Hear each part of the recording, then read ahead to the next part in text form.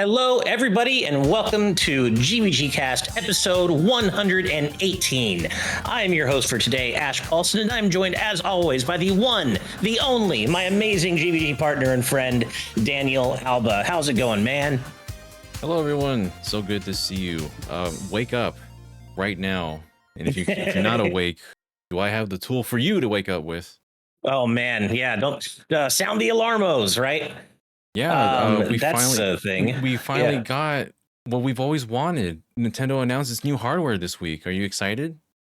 The new hardware we've all been waiting for, right? Yeah, I've been waiting for this because I mean, we've all been sleeping on an item like this. We've been wanting all this time. It's so funny. Nintendo knows exactly what everybody wants them to announce, and they're doing everything but that. They announced two new things this week, kind of in a weird way. Neither of which is the Switch 2. Nintendo's they are a weird beast, and they never quite fully make sense. But we'll get to that. We'll be talking about the Alarmo for sure, and something else that they did this week that's a little mysterious a little later. But before we get to all that, first of all, I've got a couple of birthday shout outs for our patrons. Happy birthday, and I love this name so much, to Moktua, who celebrated theirs on October 4th. And also happy birthday to our good friend Top Dog, who celebrated theirs on October 7th. So happy belated birthday to you both. Hope you had an amazing time. I know, Top Dog, you've probably played at least one game of Mario Party on your birthday, which you totally should. It is your day after all. And happy belated birthday to you both. Also, just want to mention a few PSAs just to keep everyone spoiler safe out there. Unfortunately, both Sonic X Shadow Generations and now Super Mario Party Jamboree have leaked. Obviously, with Mario Party, I'm probably not worried about spoilers as much, but just in case you are, do know that both of those games have been leaked. Not the story mode. What am I gonna do? Don't spoil Jamboree's story. Yeah. Oh man, I really wish I didn't find out that Ninja was gonna stab Bowser at the end. I know, that was a right? Spoiler. And Emily Song 2000 in our live audience chat. I know, I agree with you. I personally don't think a Mario Party game can really be spoiled, but you know what? There's someone out there for whom Mario Party spoilers means a whole hell of a lot. So I'm just trying to cover everybody here. If you're trying to avoid spoilers about either game, just know that they have both officially leaked. And I know I'm going to be very safe about Sonic X Shadow because I'm so excited for it, and I certainly don't want to have any of that spoiled for me. Also, and this is something you can probably speak to a little more, Daniel, but I did come across the notion apparently that the launch trailer for Metaphor ReFantagio apparently shows some pretty crazy spoilers. Of course, if you don't know the context, you won't really know what you're looking at. But I don't know. I'm just repeating what I've heard, that if you're really excited about Metaphor, maybe don't watch the launch trailer because it sounds like it's got some pretty crazy spoilery stuff in it. Even like the very end of the demo, if you play the very end of the demo, it gives you like 2 minutes of more footage. And a lot of it goes a bit deeper, like shows you who's in your party, hours more into the game. I'm just like, stop. I looked away. I was like, all right, you can stop telling me. They went really hard for that demo in itself. I still got to play that. I'm looking out longingly to my porch, waiting for my special edition to come in. The game already sold 1 million copies, and I don't have one. So. Man, well, I know you did mention that the delivery time was during the cast. So if you have to go answer the door, we all know exactly why. And that is a very important reason to go pick up a package. But I still have not played the demo. It is loaded up on my PS5. I'm going to hopefully get to it this weekend. But I've just been focusing on finishing Zelda. I'm basically one session away from finishing Echoes of Wisdom 100%. So kind of nice that it wasn't quite as large in scope as I was expecting it to be. Still, obviously, a large game, but it's not quite as hefty as I thought it was going to be. So I'm one play session away from finishing Echoes of Wisdom, and I just started the remake of Silent Hill 2. It's finally here. As you know, I'm a fan of spoopy games, and Silent Hill is my favorite spoopy series. And I've been waiting for this remake for so long, and so far I'm having a great time. I think they've done a great job, and I'm doing it the right way. I'm playing only at night with the lights off, headphones on, like I'm going all in. on making it as scary as possible. And I see you shaking your head like, nope, couldn't be me. Probably not, unless there's Yeah, like I don't more think people in Steve the would room. either.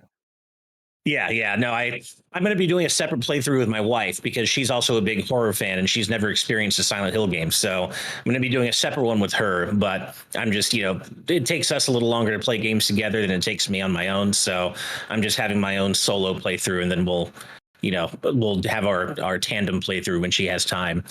But yeah, and I've got the Metaphor demo loaded up. I still got to play that. I want to check out the Romancing Saga 2 demo because I played it at Gamescom for a preview, and I actually ended up enjoying it a lot more than I thought I would. So I figured I'd fire up the demo in the comfort of my own home and see how I feel about it. But yeah, I really enjoyed the RS2 demo. So yeah, that's pretty much where I'm at. But I think my number one priority is to finish Echoes of Wisdom, and that might even be later tonight. Basically, just got to do the final stretch. So yeah, what have you been up to, man? Um, a lot of videos. Uh-huh. We already had the metaphor. Like, it's not even a review. It's just like a look into what the game is. More or Right. less a deeper look into it. Launch video essentially that we did on GVG.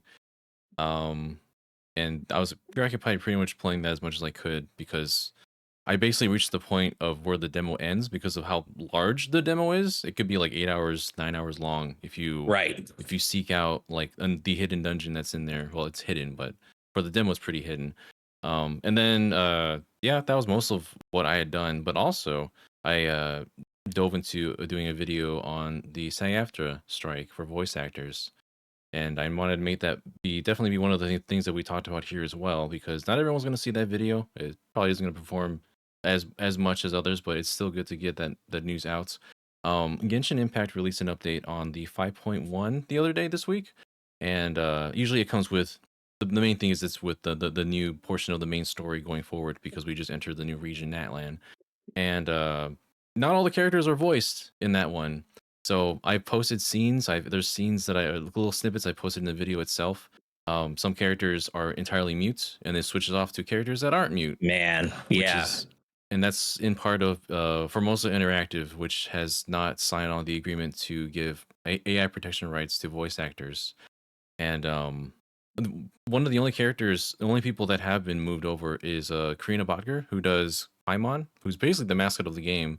Formosa did not pay them in time for months at a time, and they have like they have personal stuff they need to pay for. So Hoyovers ended up moving them to to another studio entirely, and so Paimon themselves going to keep getting voiced, but by the next event that happens after this, I think it's only going to be Paimon and one other character voiced by Alejandro Saab, and just them two characters in a different region. And I don't think anybody else in that event is going to be voiced, which is going to be kind of odd and awkward.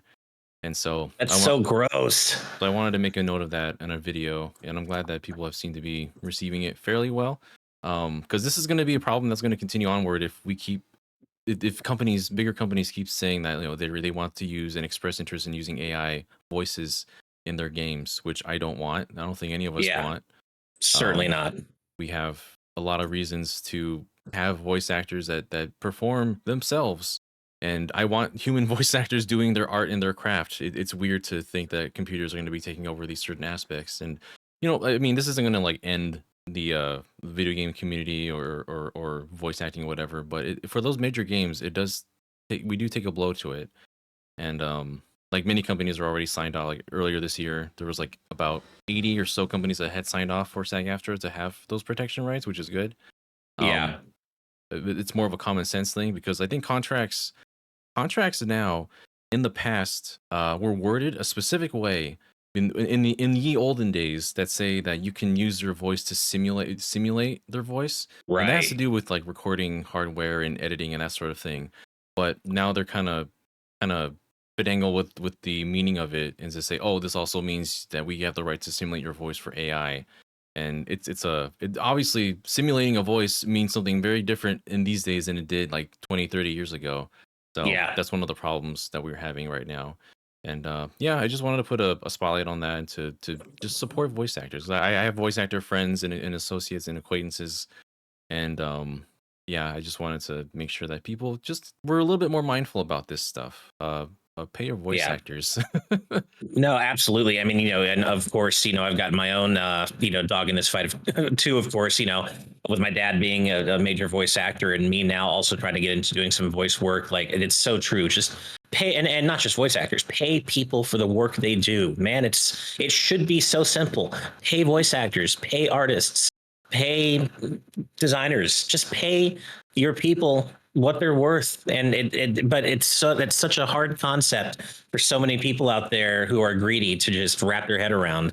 And yeah, you did a great job on that video, Daniel. I wanted to mention that because you absolutely killed it. And Thank you. really enjoyed it. Yeah, I think you did a great job, man. So I'm so glad you put a spotlight on that. And yeah, I've got some stuff cooking. I've unfortunately fallen a bit behind because, as I mentioned last week, I had to go to urgent care in the emergency room for some emergent medical stuff happening, and so far I'm okay. But basically, what I've got going on are these like newly chronic headaches, and without going too much into the weeds, there are specific triggers, and I won't really get into that, but they are so debilitatingly painful, which has made it kind of hard for me to keep up on both GVG work and outside work that I need to be doing to, make ends meet and pay all the bills. So it's been a little bit of a struggle over here. But I do have some stuff cooking, and of course, I'm running the Patreon stuff as usual.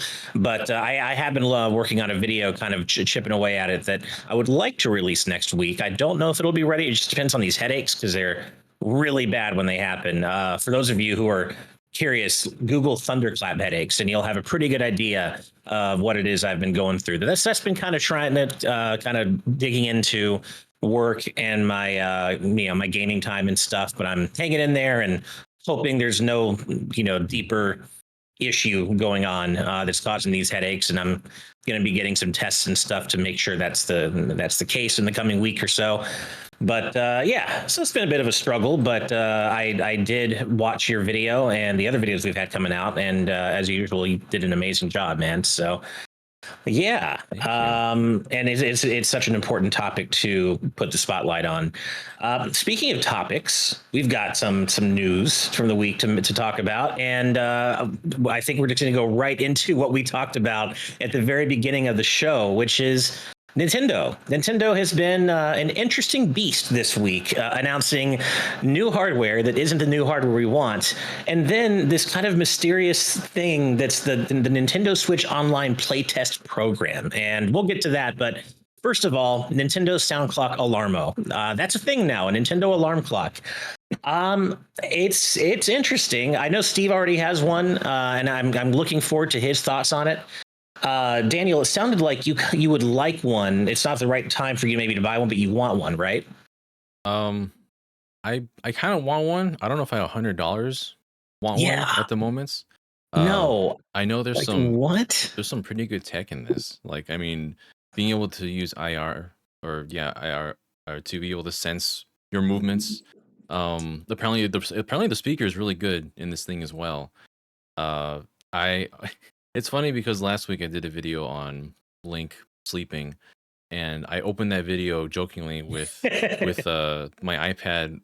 My phone actually has the alarm of the Guardian chasing you music from Breath of the Wild, and Uh, I jokingly woke up with that, and I'm pretty sure that's a music track that's in the clock now, because when you take too long to get up, the sounds and the music will intensify right. in different ways, from like uh going from different characters talking to you, or sound effects to sounds of Pikmin dying, for example, which is very alarming and makes you want to wake up in a panic. So Yeah.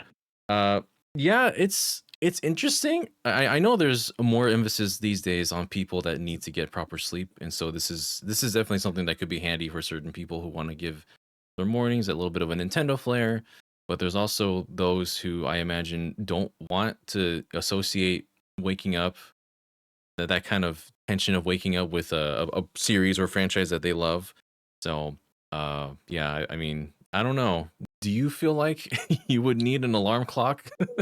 Not in the slightest. And I showed my wife the trailer for it, and she's like, who is this for? What is this? And I'm like, right? Like, and of course, we're obviously in the minority because it's already sold out everywhere. I guess the only way you can order one right now is online outside of Japan. It's sold out everywhere else, but I don't get it. Like $100 for this thing? Like Tuxping said, maybe $40. Okay, $30, sure.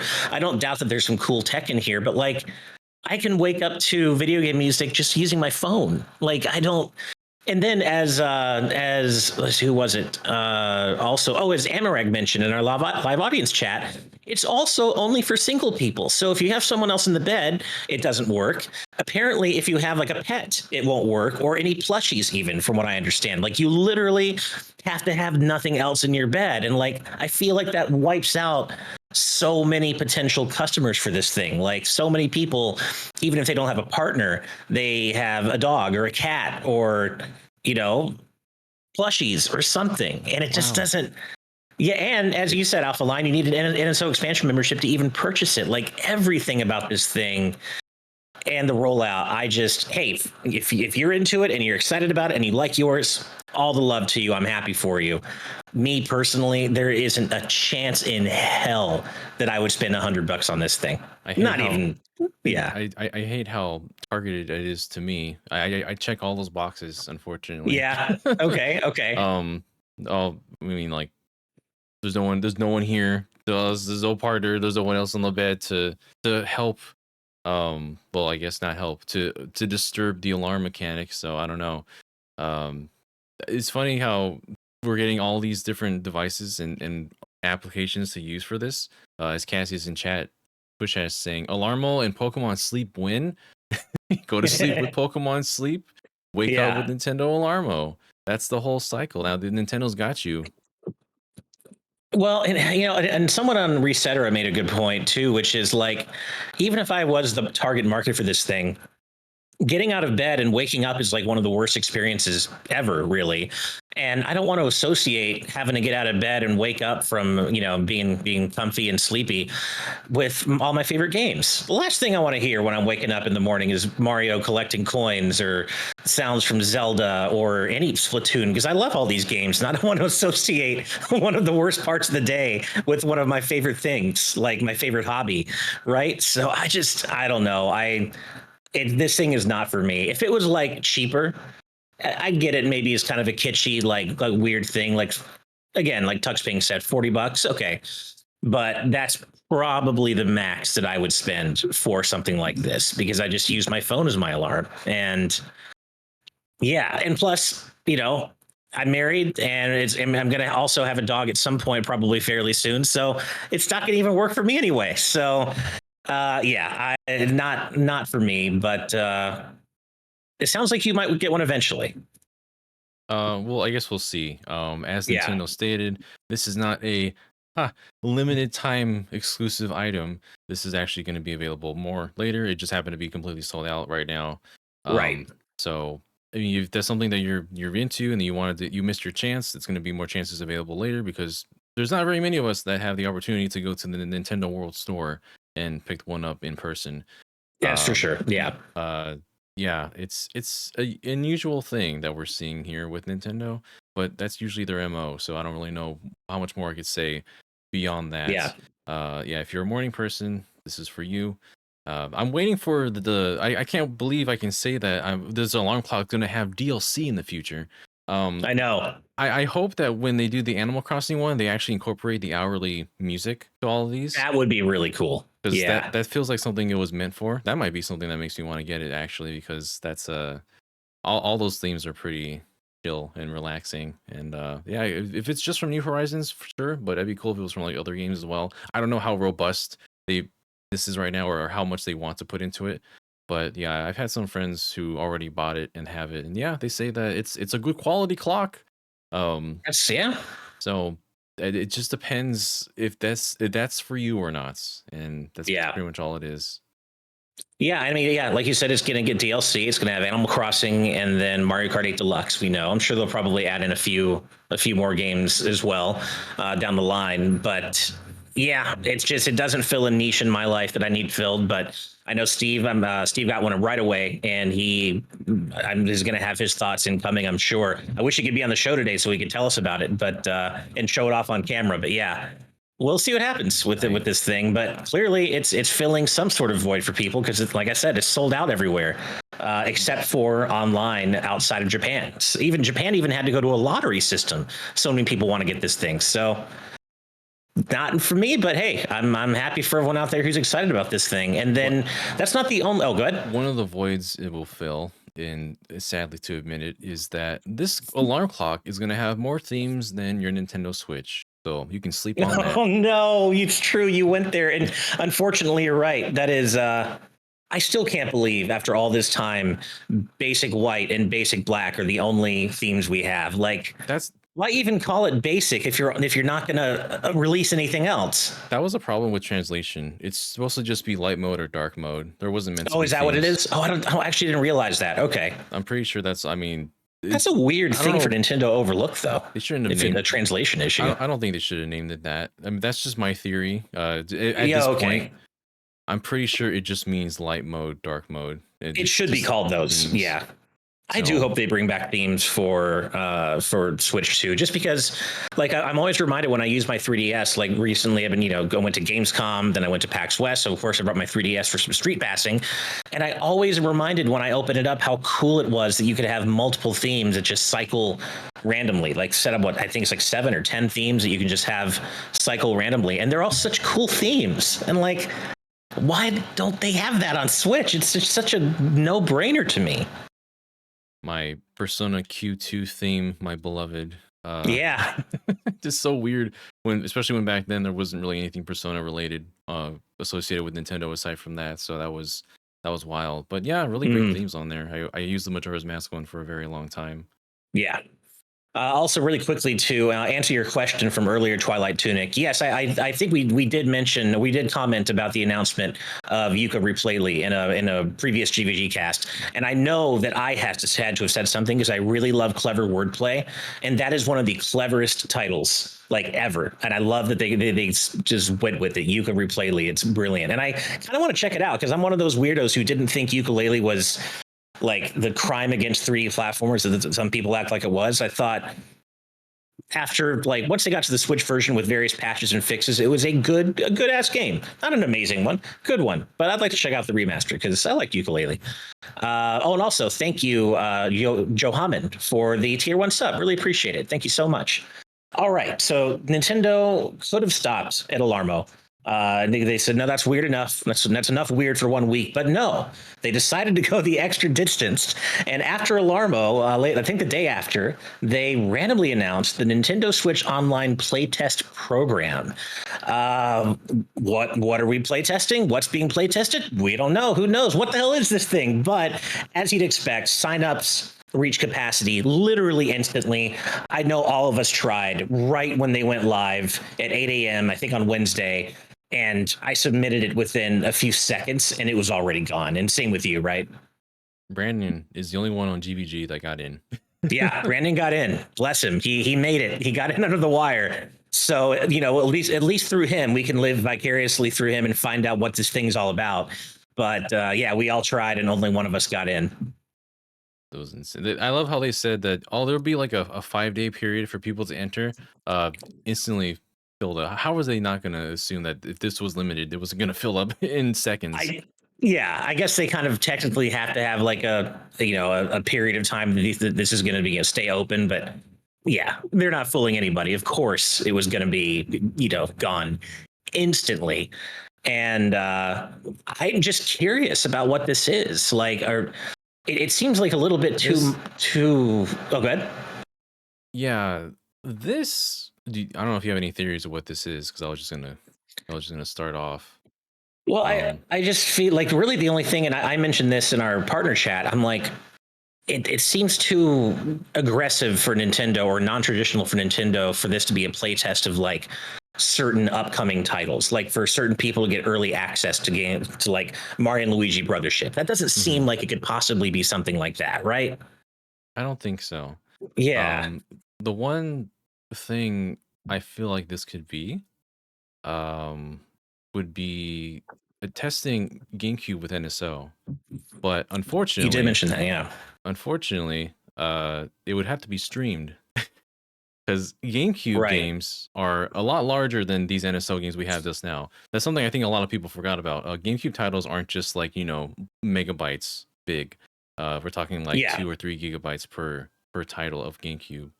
So if they were to have GameCube on NSO, for example, you'd have to probably have a streaming service for that if they want to maximize people's hardware space and all of that. So there may be like a couple of games for trial on there. Uh, I, I've been waiting for GameCube to show up on it, so I've been wondering how they were Yeah. going to do it because of the size of the games themselves. Like you would have multiple gigabytes of updates per per title, essentially. But yeah, I don't know. The space adds up over time because now we have a whole bunch of titles for N64, for Game Boy Advance, and there's a lot of GameCube titles that people would want to have on the service. So I imagine maybe they're doing like a couple or so games on there to test it out. Maybe online play. There's certain games that can definitely make use of this in different ways. Of course, we have games like Kirby Air Ride that can make use of the LAN, Mario Kart Double Dash as well. I don't know if they'll jump right into that right away. If this is a thing, this is all speculation, by the way. I don't know if it's going Right. to happen or not, but it feels like the most natural thing that could be because this entire package is like what 2.2 gigabytes or so, a couple Yeah. gigabytes big. So that's about the size of a couple GameCube games if you want to just test it. So I don't know. I'm assuming.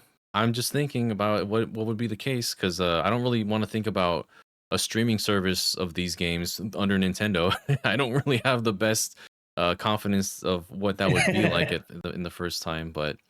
Yeah. But yeah, yeah, these are big games, so a lot bigger than what Well, we've dealt with. So it you depends. might be onto something. I would love for you to be right because Katie of the Damned, hella cute. I love how you always change your name every like I don't know if it's every week or day, Caitlin, but she pointed out that if you look up GameCube on Nintendo's website, it pulls up NSO apps, but no other Nintendo system does. And I can confirm that that's true. I just tried it. And I put in GameCube, and every single NSO app came up, along with like expansion pass stuff, like Tetris 99. That I just put in Wii, and it didn't come. Nothing came up, the NSO related. So Hmm. it's interesting. That is quite interesting. I wonder why that is. That does seem like a fairly plausible scenario, though. That what this playtesting thing is actually for a GameCube streaming service. I of course agree. I would prefer it not to be a streaming thing, not to be a cloud thing. Obviously, I'd much rather be able to just have the actual data. But some people were pointing out in live audience chat that GameCube games I think max out at 1.4 gigs, and some are even a gig. So, not talking about quite as chunky files as maybe we thought, but still, it's probably too much for Nintendo to want to go that route. Well, they're definitely not Um, small. I mean, they're definitely yeah, not definitely not small small. megabytes because that's probably when it's compressed, when it's not expanded Yeah, upon. When you actually open it up, it's like at least a gigabyte. That's just yeah, how they and it's have it still, on. as Alpha Line mentions, way bigger than any other NSO file. So That's it's yeah. still it's still too much. Yeah, so we'll see. I think the sign up period, well, obviously the sign up period ended immediately, but I think it was supposed to go for like a week, right? And so hopefully we find out soon after when the signups were supposed to close, that hopefully we don't have to wait too long to find out more about what this actually is, because I know I'm curious. Yeah, well, apparently no one is going to be able to speak about it. I'm sure everyone is going to definitely listen to that advice and not Yeah. talk about it before it comes out. So I was actually reading that apparently what was thought to be an NDA isn't actually quite the same as an NDA, but I still wouldn't risk it. Like, I mean, Nintendo could easily still just, system ban you if they want. So I'm not going to risk pissing them off. It's not that I got in anyway, but I certainly wouldn't risk it if I had. So yeah, we'll see what happens. I'm just glad one of us got in, and it sounds like quite a few of you in our audience did. Caitlin, you mentioned you did. Our good friend Tris apparently got in. So Mhm. so yeah, that's really a lot of you got in. So that's great, and I Um, love to see it. I'm going to be right back. I heard Oh, someone is call it me. is it here? Oh man, hopefully this is the moment. I don't Metaphor know. arrives. All Been doing right. a live unboxing on stream. I will Yeah. BRB. Hang on, Cool. everyone. Cool. Oops, Oh that's you. man, now y'all are stuck with me, but just me by myself. How much damage can I do before Daniel gets back? Well, hopefully that is what is calling him away. I would love for him to be able to get this on stream. But for now, and some of you mentioned this in chat as well, that there is a new trailer that came out this week, an overview trailer for Mario and Luigi Brothership, and I want to get I want to get the pulse from chat. How excited are you for this game? Are you as excited as I am? Because I am hyped as hell for this game. And the more I see it, the more I can't wait for it. This game, I feel like they're really cooking something special here, man. Like the animation is unbelievably gorgeous. Like it looks like you're playing a cartoon. I feel like we finally have hardware that is able to deliver on the kind of hand-drawn vision that or the hand-drawn art style that Mario and Luigi has always had, but can now finally deliver on animation wise. And man, it looks so good, and sounds like y'all are excited too. So you didn't come back with Metaphor, Daniel. I'm guessing that wasn't it. Um, oh, where did I go? I'm gone now. Oh, you I were think gone. it's right here. Yeah. Oh, nice. Hell yeah. Okay, good. Behold. Heck yeah. It's okay. You can continue onward. I'm just gonna be over here doing some ASMR of a box getting cut open. Nice, cool. Well, I was just getting the pulse from the audience on how excited they are about Mario and Luigi Brothership because, of course, that new overview trailer just came out, and like I was just saying before you got back, every minute more I see of this game just makes me so much more excited than I already was. I can't wait, man. I don't often use the term "we're so back," but it just feels like there's so much about it that feels like the very first Mario and Luigi. I think there's just a lot of Yeah, elements to it. It's just the bros. There's no like other wacky different like gimmick that's in the game. right. But yeah, everything about this title, it looks so nice. The art looks so well. That's the thing. Like we never really see Mario and Luigi like animated the way that they are here. Like you see them in Right. these games, like in all the sports or Yeah. party games, and they kind of have a few canned animations. But here they're like moving like they're alive, and I really appreciate that Yeah. in this. I was mentioning that while you were gone, that we finally have hardware that can deliver on the promise of like hand drawn animation. Like the series has always had that hand drawn art style, like that cartoony hand drawn art style. But now we finally have hardware that can animate that style properly, and it just the attack animations are so pretty. And I've noticed that when you install different battle plugs, even those battle plugs can affect the animations and change the animations in battle, which is so cool. And we got some cool cameos, like we saw Peach show up with Starlo in tow, pun very much intended. Although I know Starlo's not exactly popular, I never minded her, but she did show up in that trailer with Peach. Yeah, I'm excited for this title to come out. I just really want this to do well and for people to just be excited because I mean, three Mario RPG games essentially within a year that we've learned Mhm. about, and this is the one that's actually a new title. So hopefully this gets a lot of attention. I'm looking forward to it. And yeah, Luigi looks fantastic in this. He has Yeah. like there's certain things with Luigi that only he can do, and I'm sure like both brothers have stuff that only they can do, but yeah, it just feels so good to be back to this again. And I love that Luigi logic is a thing. That's like the official gameplay mechanic, Luigi logic, and how he thinks about things in his own unique Luigi way. And I love that.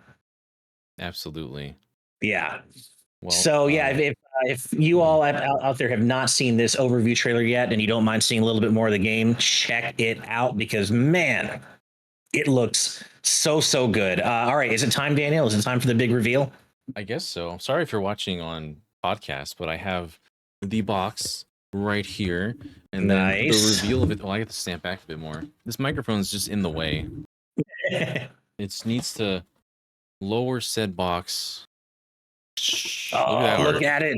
It's beautiful. It's the Atlas 35th anniversary edition, and Oh, so so I nice. knew I had to wait for the PS5 version. The actual thing itself, it looks like it's a book. So if I just tear this open Yeah. now, it's live unboxing. I'm gonna put this disc in my PS5 so we can download and be done I'll when go we're ahead and done start here. installing. Yeah, that looks so nice. So the actual thing itself, if I pull this out, this is really hard to do an unboxing with like a rectangle, but I guess it's the same shape. Oh God, it looks so premium. This looks a lot like the book that's in the game. So along with Wow. this, yeah, it's like actually like a tome, which is pretty Yeah, that's crazy. sick. Um, a side note is that when I went to the event in New York, I also got a same replica of that very book, like Oh, more of a cool. book size. It's just a notebook, but in the very first page, you have it signed by some of the people who worked on the Oh, that's game. sick. Like the creative director Soejima also signed this bottom down here, and Awesome. I'm never letting this book go. But yeah, Yeah, I bet not. That's priceless. I don't know what to do from here. This is like this is a lot. There's a lot in here. You can take a whole. Oh my god! There's a DLC pack. There's the premium art book that's here as well. This is so hard doing Love it on that. a tiny thing like this. Don't look at art books too deeply, everyone. They always spoil something That's somewhere true. in They these. do. As someone who used to work on art books, I've had many games spoiled for me just by, occupational hazard in an occupational hazard sense. The game itself. There's the steelbook. I was waiting to see the steelbook. So Oh, of course, it nice. has a very nice shiny steelbook of the main concept key arts on the front. We got the miniature. No, actually, no. This soundtrack actually has Oh, music from across all of Atlas's titles, not just from oh, Metaphor, cool. as a celebratory sort of thing. And oh my gosh, hold on, this is the best part. Wait, Oh, there's man. another thing here.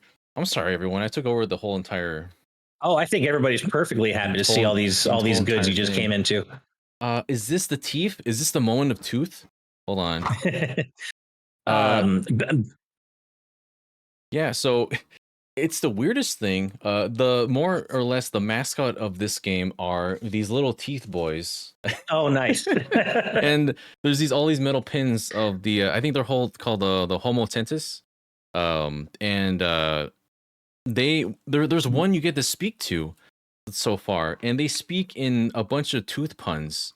Like, Oh, that's amazing. let me give you something to chew on, and then he gives you some advice, and then he said maybe that's too much. Come back later, I'll give you something to sink your teeth into.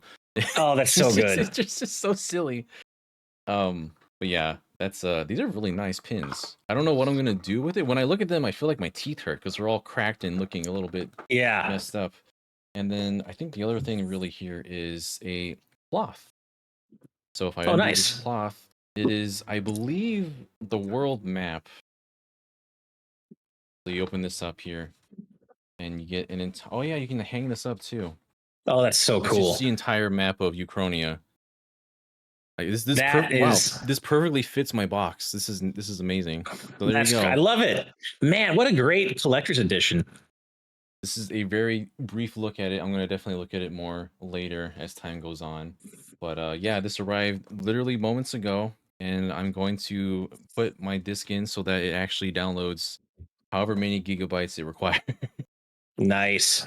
While we're on the topic of like collector's editions and steelbooks and stuff, my Nintendo Store UK is doing a steelbook of Mario and Luigi Brothership, which I'm going to post in live audience chat right now, and it looks so clean. It looks so Oh, clean. I want it. It's so nice, there's and I just also love that art style in general. charms a luggage tag. That's cool. I I love know. it. Yeah, and you I can love it also when add one of those three things. I love it when they add something that's just random. That's not what you usually get for a collector's edition like this. Yeah, same. And Emily Song, you're so right. The UK always does get the best pre-order bonuses.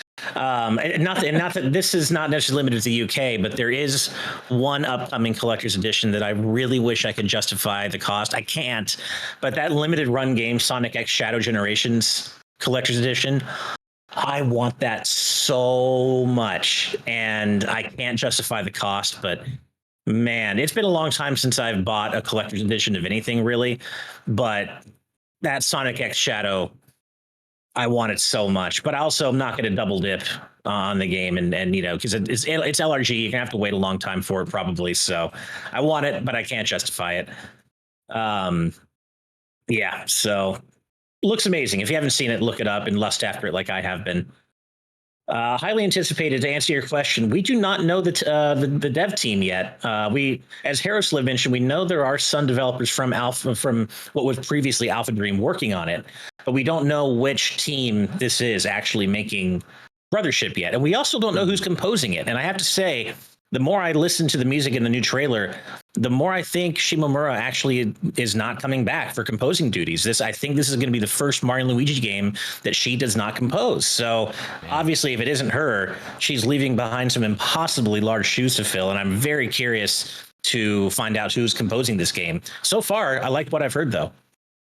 Yeah, I'm interested to see what exactly they're going to do with this, with the soundtrack, because I mean, Shimomura has done the entirety of the Mario and Luigi soundtrack since the very first Yeah. one on Game Boy Advance. So, um, yeah, I don't know. There's some games where composing has changed hands that I haven't really noticed a difference, or it's been like, oh, this is still its own flavor and its own thing. So maybe it's just gonna help. Mhm.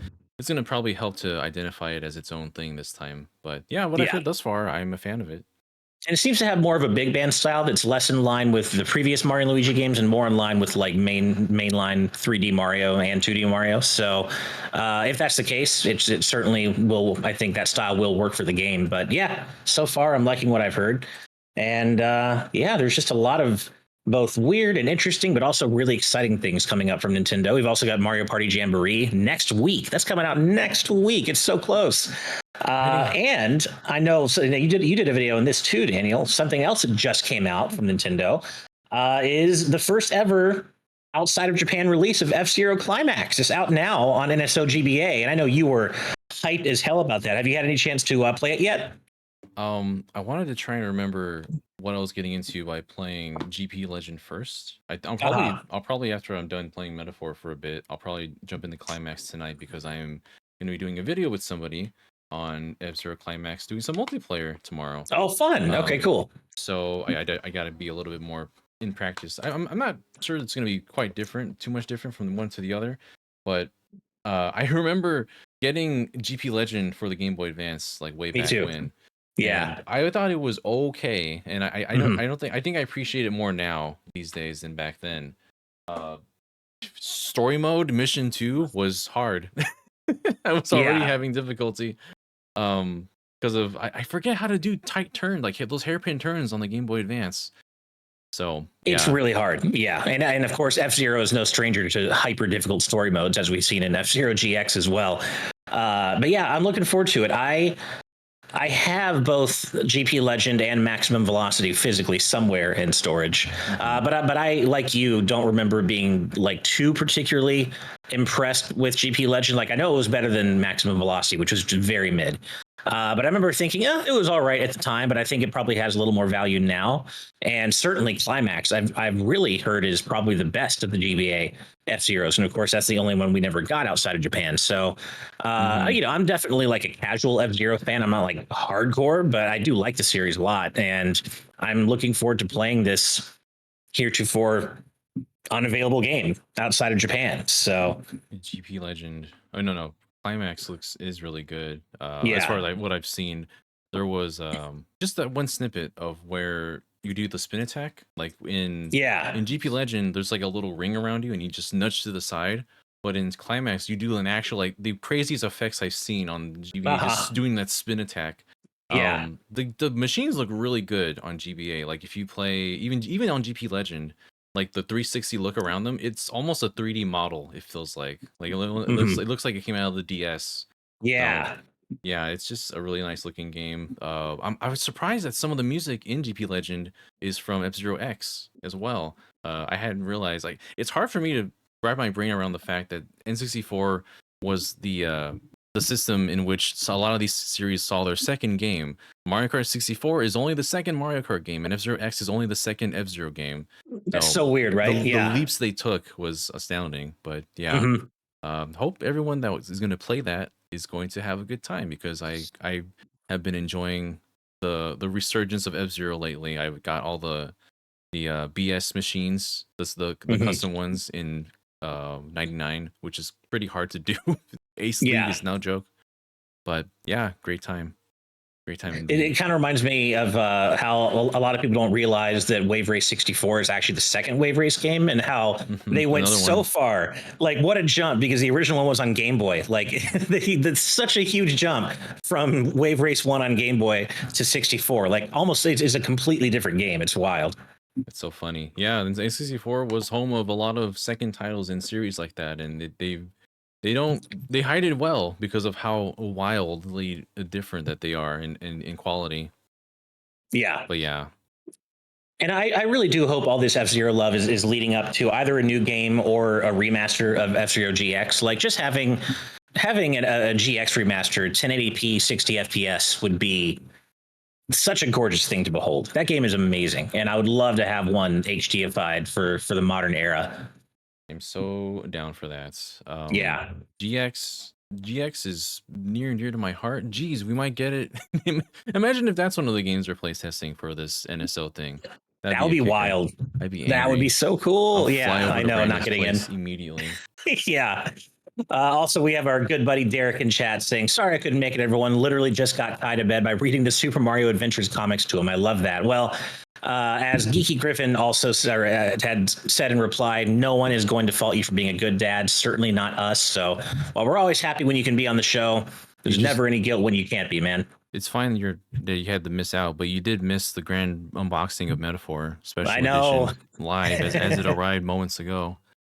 Oh Um, man, yeah. While you were off camera, I was mentioning how, like, I can't justify the price, but I so badly want that LRG Sonic X Shadow Generations Collector's Edition. oh It's my so gosh, nice. I want it so much, there's but so many things in it. so The many things. It's that's the one ridiculous. with the Dreamcast that they're standing on, right? Yeah, I want that. I never had a Dreamcast, and I want that really bad. I know. I want it so bad. Oh, so much stuff coming that's exciting. That and Mario and Luigi and Jamboree and Fantasian, Dragon Quest. There's so much coming. But you know what also is coming?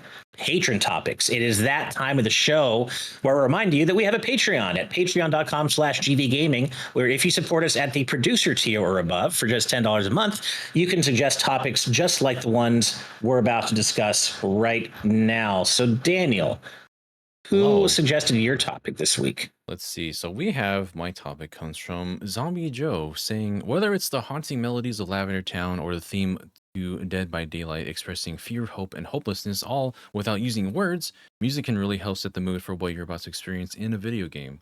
With it being the spooky season, I was wondering what you guys felt is some of the creepiest music in games. Now, this is interesting because I don't often do, horror games and the Right. like, but there's still a lot of music from other games that I played that I thought were just really weird and haunting and very scary for the areas that they happen in.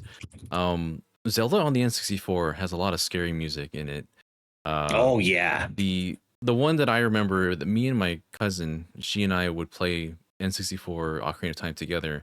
When we got to the Shadow Temple, uh, there was some difficulty in that as two small children were trying to go through this very creepy dungeon.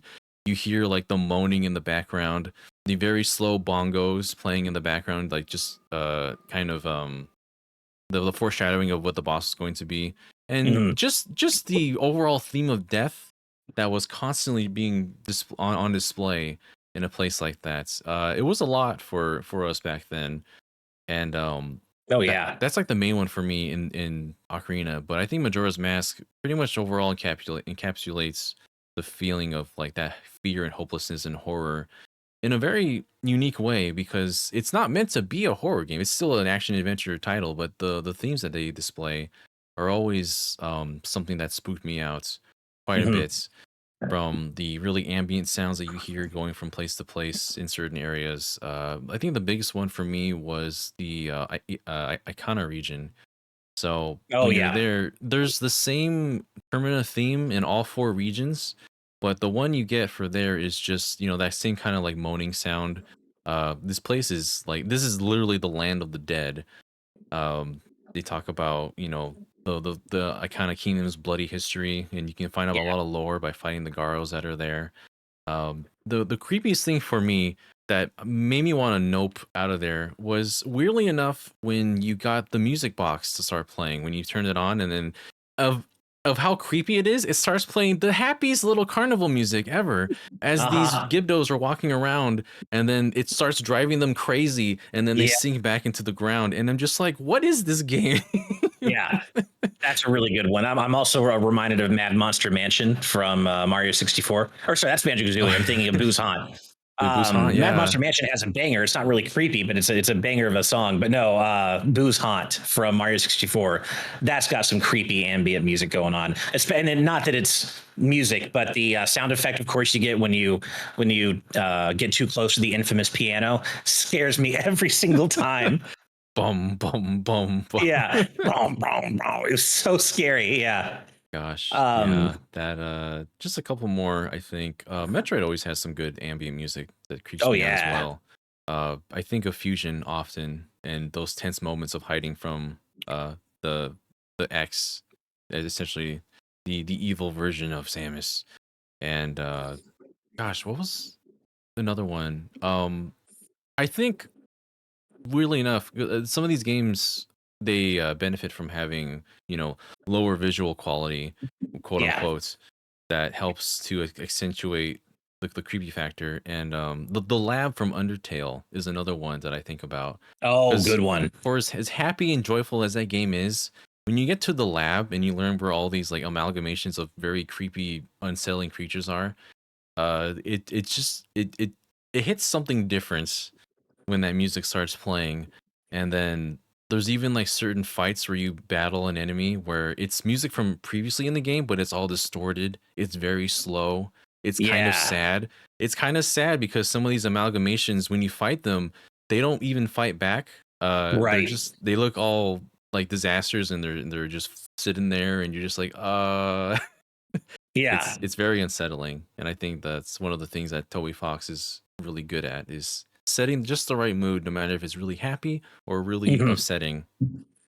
That's so true. And games kind of that ilk too, like Omori has some really creepy music. That's a game with overt horror overtones for sure. And I haven't even finished it. And what little of it I've played, the music was extremely creepy, and sometimes ironically so. Sometimes it's juxtaposed with what seems to be really cute, lively, happy visuals, but clearly there's something off, really, really wrong and really off with what's going on. And Vedran knows because they're a big Omori fan, and Omori for sure.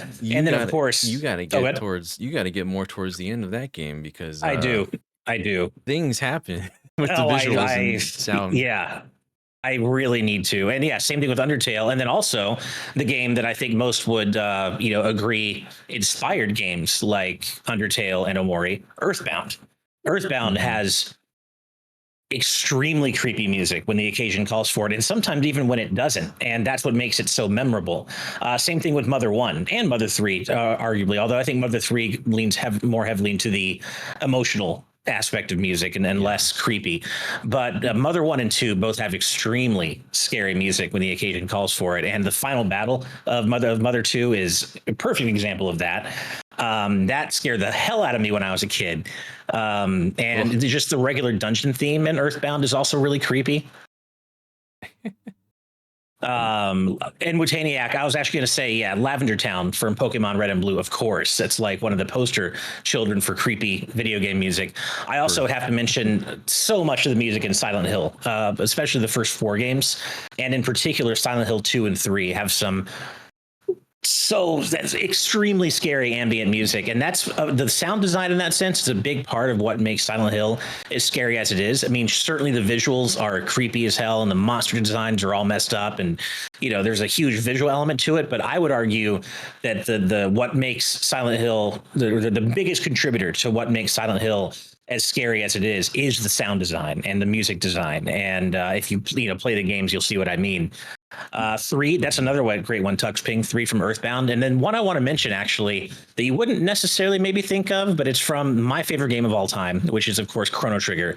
And it's up to you whether you want to classify this as music or sound effects or ambiance, but there are certain parts of the game mainly related to a specific side quest where red time gates appear. Most of the time gates you open and go through in the game are blue, but there are very specific moments where a red time gate appears, and it's during some particularly dark moments, and the ambiance that plays during that is like a more warped, more evil sounding, more twisted version of the regular time gate ambiance. And it always scared the shit out of me as a kid. And even now, like thinking about it, it gives me goosebumps.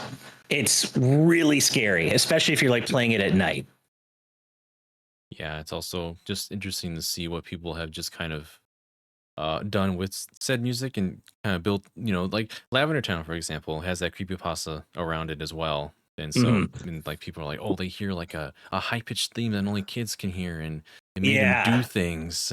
and I love stuff like that. and the way that Ben Drowned for Majora's Mask also played with the music and warped it into ways that made it very unsettling. More so, I think that's part of the reason why I think it's so unsettling is that Yeah. it's just right for that sort of thing.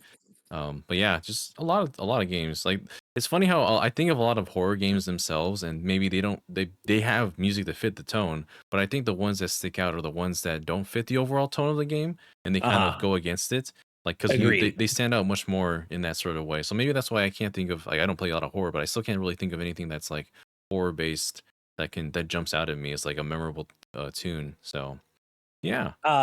Blaze Star mentioned one of my favorites, the Forest Temple from Ocarina of Time. Hell yes, that is one of Oh, my I guess so. favorite dungeon themes in the whole series, and it's because it's so suffocating and claustrophobic, and really feels like you're in this otherworldly temple, super deep in the forest, and like it's just very lonely, and it's so creepy. I It's love it. that's funny. I always thought that song was just very beautiful. Like Yeah. that's the one where I feel like the game says, okay, the gloves are off. This is a real temple now. You have actual because beforehand you didn't have any dungeon keys. There was no boss keys. This Right. is the part where they said, okay, now you're playing a Zelda game for reals now because it's a Yeah. pretty difficult first dungeon if this is your first one because there's so many floors and little things to go through. It's just fairly linear, but you still got to work things around. I always get messed up by the twisting the hallway, and you have to go down a back a certain path. But Uh-huh. but yeah, playing having that music play throughout the entire dungeon, it just feels like you're in a different place now entirely. So Yeah. that's a very good one. Definitely. Touchping, I agree. The original FF7 definitely has some eerie tracks. And then one more I want to mention before we move on. It just came to me a minute ago, but a song that always scared the hell, like it scared me so much that I had a hard time even playing the game when that track was on. It's a very specific track from Xenosaga Episode 1 of all games called The Song of Nephilim. And that's because it uses these really creepy, high pitched, simulated female voices. And it's just in the context of the story, it's supposed to be a song that only certain people can hear, and it drives them to madness. And you can see why, because if you could hear this song in your head and nobody else is, and it's just constantly playing on repeat, it really would drive you to madness. It's really shrill, it's really unsettling, and it's just Mhm. really, really creepy. If you like creepy music, definitely check out unnerving is the perfect word for it, Mido Green. Yeah, if you like creepy music, check out the Song of Nephilim from Xenosaga 1. It's extremely scary. Yeah. You know one that's I don't think anyone would really think of as scary, but it struck a nerve with me. What's Um, that? this is from Sonic Adventure 1. Oh, okay. Um, do you remember that specific portion of the God, well, I forgot what the zone is called, but you're playing as Amy and you're in that section where the music is very soft and there's a piano playing in the background when you're in that's Yes, you're in I the know theme exactly park. what you're talking about. Yeah. It just Twinkle sound Park. yeah, Twinkle Park. It suddenly gets very quiet and ambience when you're moving around everywhere. Yeah. And that song, when you literally listen to it, you hear a baby giggle in the background. I'm just like, Oh, what I don't think I knew that. what the hell is it? Yeah. it's it's a very soft and but if you listen towards the end before it gets all synthy and scary, you hear a little baby giggle in the background. Like look up Twinkle Park's music for Amy. Okay. Listen to it Yeah. very carefully, and I think maybe like a minute or so in, you'll hear just a random baby in the background, and You know, that's, yeah. a lot of people don't really know that, and it's creepy. Why is it You know, there? that's so funny because I know I can hear it in my head. I know exactly what song you're talking about. But when I'm listening to the soundtrack, I always skip that song because it's just not one of my favorites from Mm. the game. So I typically skip it. So I never really have a chance to listen to like a minute in. But now I'm going to go do that because I want to hear that. Yeah. It's just that one, as Caitlin's saying, it's just the mirror room, and then it just goes back Yeah. to back to the happy, cheerful Twinkle Park theme. Yeah. But yeah. Alpha Line, I think that Xenoblade location would count. I'm not going to mention it on account of spoilers because it is a very spoilery location from Xenoblade 2. But yes, I absolutely think that would count. Hmm. Definitely. Well, this is a super fun topic. Thank you so much, Zombie Joe. Also, you. perfectly apt name for the month, Zombie Joe. So thank you for that. All right, my topic. Well, I actually picked two because the second one is just a very quick one to answer. That's topical of the month. So I'll do the quick one first. So my quick topic this week comes from Hendrix Trog, who simply asks, "What is the scariest game you have ever played?" So I figured I'd go ahead and answer this because I'm not really sure when we're going to be able to have Derek on the show to talk about more horror stuff. So straight up, well, it's two. Silent Hill 3 is like the scariest full game I've ever played. And I say full game because my other answer is PT. PT is terrifying, but I hesitate to call it a full game. It's, more of a demo, like a tech demo type thing, or a proof of concept. PT is scary, but if we're talking about a full game experience, it's Silent Hill 3, and it really isn't even particularly close. Silent Hill 1 is also really scary, and of course so is 2, but 3 just takes it to a different level with the sound design and the visuals and some of the specific monsters you encounter, and just the atmosphere in Silent Hill 3 I think is the most oppressive of any Silent Hill game, and that's saying a lot. So Silent Hill 3 would be my answer to that question, with PT is kind of getting a special nod as well. I know you don't play a lot of scary games, Daniel, but do you have an answer for this? If you've never back in the early days when no one really knew about it, if you never knew as a visual novel person what Doki Doki Literature Club was, and Oh and yeah. and you jump into it fairly, and it's fairly well known at these days, but if you jump into it blind and you don't know what you're in for, that was on my mind for a very long time, because it's not overtly being a horror game that jump scares. That's not really the kind of thing for me, anyways. It's the psychological jump scaring, Yeah. not jump scare, but it's a psychological horror of subverting your expectations and making you kind of on edge as to far as like anticipating something that may or may not happen. And Right. that's the sort of thing that really just kind of gets to me. But at the same time, it's fascinating because I don't know, that sort of thing is just really fascinating to me, how they do that. I think that's why Omori is really high up there too as well. Uh-huh.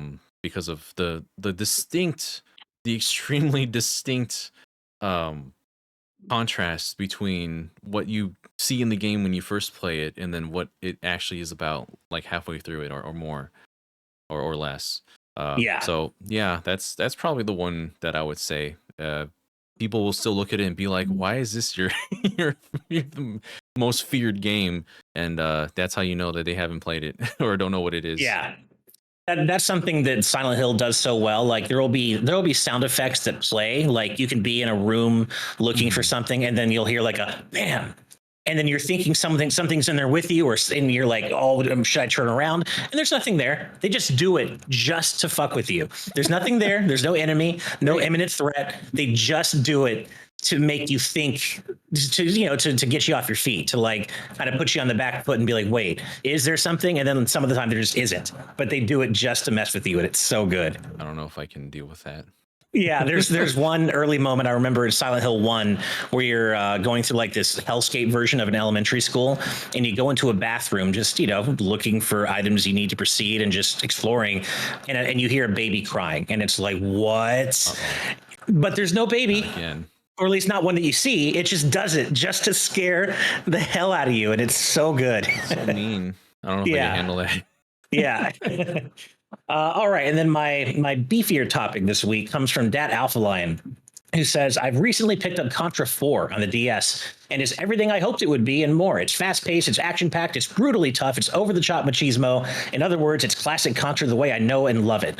But playing it has made me start thinking about other games with a similar goal. For now, I'll just call it the Return to Form sequel, a new core entry in a long-running franchise that basically ignored whatever weird experiments they were trying for a while and just picked up from where the last truly great game left off. Not a remake, a sequel. Some of the more notable examples I can think of are Crash Bandicoot 4, Donkey Kong Country Returns, and Sonic Mania. So with all that laid out, my question is, how have these games and others like it impacted you from the perspective of a fan who's been through all the weird twists and turns over the years? And related to that, what other series have gone in such weird directions that you feel they could greatly benefit from a return to form sequel? So this is a great question, and one that I immediately thought of when reading this question is maybe I would say this was the game that kind of introduced the whole neo retro craze to the rest of the industry. Mega Man 9. Mega Man 8 is a game that I've come around on recently. I actually like it quite a bit, but it definitely took the series in a way that I don't think was quite broadly popular. And Mega Man 9 was very much a back to basics, return to form sequel, and just kind of really just honed in on the raw design elements of what makes a classic Mega Man game a classic Mega Man game. So just basically took all the experimental stuff Mega Man 8 did and kind of threw it out the window and just made a really damn good retro styled Mega Man game with 9. So that was one of the ones I thought of immediately for sure. And then I also it's funny, I mentioned Xenosaga earlier in the creepy music question, but also I think that the series applies to this question as well. Xenosaga 2 is easily the worst game in the series, and it did a lot of weird things with the battle system and the art style and the character designs that were just extremely unpopular. I certainly, for me, it was definitely the low point of the series. I think most fans would probably agree. And Xenosaga 3 was a complete and utter course correction. So much so that Xenosaga 3 is actually like low key one of the best JRPGs on PS2. And that's a high bar to clear because there are so many great ones. But Xenosaga 3 is an incredible game that righted all the wrongs from 2 and just got back to what made Xenosaga great in the first place. And so, yeah, Mega Man 9 and Xenosaga 3 are two that, back to basic sequels that really kind of come to my mind when it comes to the idea of course correcting a franchise. And then to answer your other question, a series that could benefit from being course corrected, if they ever make another game, Banjo Kazooie. Sorry, not sorry. I'm not a fan of nuts and bolts. Never was. I appreciate what it was trying to do at the time. It was ahead of its. It was ahead of its time. I'll give it that. And it was shockingly good at what it set out to do. But that's not what I wanted from a Banjo Kazooie game. Like it just straight up was not. And if we ever get a Banjo 3 or 4 or whatever you want to call it, I really hope that it's just a good ass 3D platformer. No building stuff, no other, just no. I just want a Banjo game. So that would be one that I think could benefit from a course correction. But what about you, man? Man, yeah, Sonic Mania was a major one. Like, that's probably one of the biggest ones because that's like Oh, so yeah. series was kind of floundering and going in this and that direction up to that point. But then you give it to the fans, and then the fans will tell you what the fans want, and then the fans make what the fans wanted, and that's pretty much the whole Yeah. story of Sonic Mania. And yeah, that was a definite return to form that it helped to guide where Sonic is now. As Caitlin was saying, we're a movie franchise now, of all things. We've got a trilogy of movies from this hedgehog, and I'm just going to be happier to see just how much life this series has been given, even just in this 1 year, with like all the hype going. The most hype I've ever seen going into a remaster of a game, which essentially is its own game in itself, with Sonic X Shadow Generations. But yeah, these sort of things, like they can breathe so much more life back if done correctly. Um, Hmm. that's the sort of thing I felt with a game like Mario Party. That's another one where, Oh, yeah. boy, it was soul searching for a while, wasn't it? And it finally landed to where we are now, where we have like the most hyped up and highly anticipated Mario Party game coming out next week. And we saw that gradual change just on the Switch. We had Super Mario Party, which was like, okay, we're almost there. We're so close, and it's not quite what we wanted. And then we Yeah. have Mario Party Superstars, which pretty much took the top 100 and made a game out of it, essentially. Right. A proper game with passports and everything.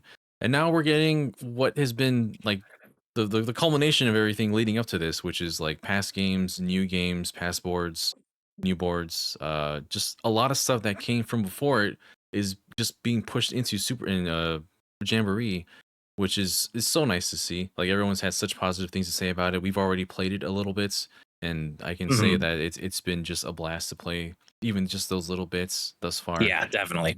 Anyone that's able to play the demo, I highly recommend it. But yeah, we were in a weird place, especially around the Wii U era with Mario and before that, just in that those speck of years, Mario Party 9, Mario Party 10, the DS game Top 100. It was a weird time, and I'm glad that we're Yeah. kind of gone back on track. I don't know who decided to take these directions, but thank you.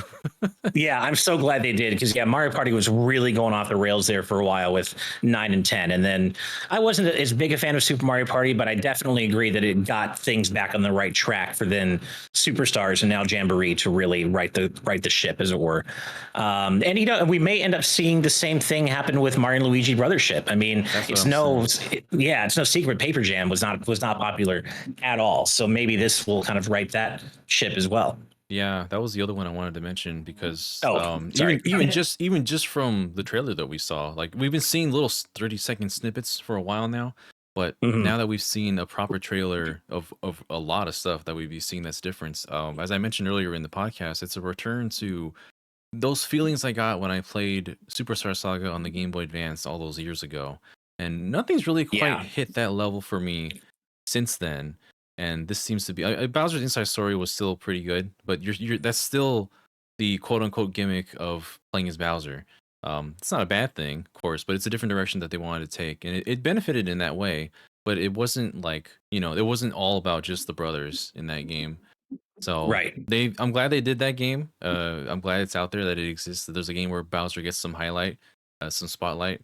But now we're going back to just the brothers. No dream gimmick. No Paper Mario. Like this, I hate saying that, but I don't want Paper Mario around my Mario and Luigi. Yeah, Honestly, keep them separate after Paper Jam. Yeah, it was a good idea on paper, pun intended, but it didn't work out. It didn't bear out in the game itself. it didn't quite make the cut. So Yeah, nice. hopefully we're entering a new fold with this one. But I guess we're Yeah, gonna have to wait and see well exactly well done. how this does. Yeah, I have all the faith right now because it's looking so good. But yeah, that's I do pretty much too. my. Yeah, no, I do too. I have a lot of faith in it for sure. And to answer your question, Alphaline, I have personally have not played Contra 4. I've never been a huge Contra guy outside of Contra 3 on Super Nintendo and Contra Hardcore. But yeah, I never played 4, but I've heard very good things about it. Um, a couple of other examples that came to my mind while you were talking, Daniel, and this wasn't so much an example of course correction as like more of just one that a series that was dormant for so long coming back with a just perfect back to basic sequel, and that is Streets of Rage 4. Like Streets of Rage 4 is probably my favorite beat 'em up of all time, and I think it's probably broadly felt that Streets of Rage 3 is the worst game in the series. Did some cool things, but I think maybe it was a little bit too unfocused in terms of having multiple endings and multiple different paths you could take through the game, and it just kind of got away from what made core Streets of Rage so good. And Streets of Rage 4 just came back and decided it was going to be the best beat 'em up of all time and corrected all the mistakes 3 made. And it's just such a damn good game. One of the best sequels of all time, in my opinion. And Shredder's Revenge, actually, I was going to mention that too, Alpha Lion. Yeah, the TMNT games are kind of going a bit awry there for a while. And then Shredder's Revenge came along and was just the best version of a TMNT beat 'em up you could ever ask for. And yeah, so Streets of Rage 4 and I think Shredder's Revenge are both pretty great examples of just back to basic sequels that did everything right. And yeah, so thanks so much for that question, Alpha Line. That was a lot of fun. Oh, yeah, I was going to mention the other one. Of course, I have to bring it back to Mega Man. It's not like it's an amazing game, but Mega Man X8 is one of the best course correcting sequels I can think of because X7 and X6 were dog shit. And X7 especially is just a flaming trash heap of a game. And X8, while it is not an amazing game, it is a good one. And it just corrected things so heavily from X7 that all X8 had to do was be pretty decent and that it was going to be good enough. And that's exactly what it did. So I did, of course, have to mention X8. Any chance I can take to get a ding in at Mega Man X7, I will. But yeah, thank you. Amber X7 is like swimming in sewage. That is a perfect analogy for playing that game. And with that, I do believe we are done here. We have reached the end of GVGcast episode 118. As always, thank you all so much for joining us. You know, we love doing this with you almost every Friday, hanging out and welcoming the weekend with you all. So thank you so much for spending some of your Friday with us. As always, we have to give a special thank you to all of our patrons at the producers tier and above for helping to make everything we do happen, because we couldn't do it without you. So thank you so incredibly much, all of you.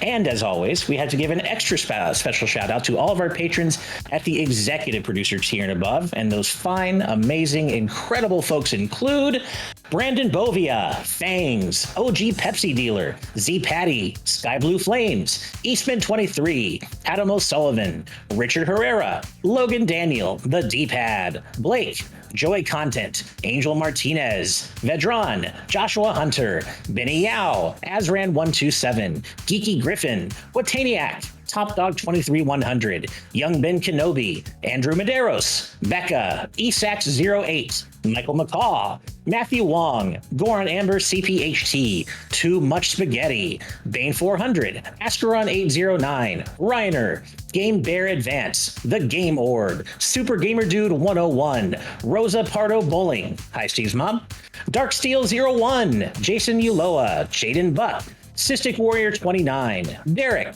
Colin, Blaystar 25, Twilord, Mumbling Yeti, Cameron Sharp, Keel, Hustlebun, Noah Fitterer, Calvin Atkinson, Brainchild, Jim Wakeland, Aramis Baramis, Lord Metarex, Blaze Collard, Eric, Cat EV Person 5, Mega Beatman True Blue Reviews, Ryan Hanley, The Game Jamie, Zombie Joe, and last but certainly not least, Marathon Max. Thank you so much, everybody. We will see you again soon for episode 119.